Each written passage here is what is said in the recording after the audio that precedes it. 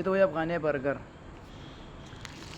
افغاني برګر، چپس برګر خان افغان مشهور برګر تاسو نه خوړلې نو خوړای شئ. دا په بارون کې ملاویږي او دې نه علاوه هر ځای کې ملاویږي، پېښور کې ملاویږي، بټخیله، مردان، په دې علاقو کې ښایسته ملاویږي او دا ډېر مشهور افغاني برګر دی. دا چې یو وخوري او بس چې وخوړو ماخستان د شپې روټۍ به بیا نه خوري، بس یا به مکمل موړي. نو یو خو دا آلو دی، تاسو کولای شئ دا آلوګان دي، دې کې کیچپ دی، مایونیز دی، امچوره ده او فراید کې پخ شوي دي. نو یو تاسو پته لري چې څوک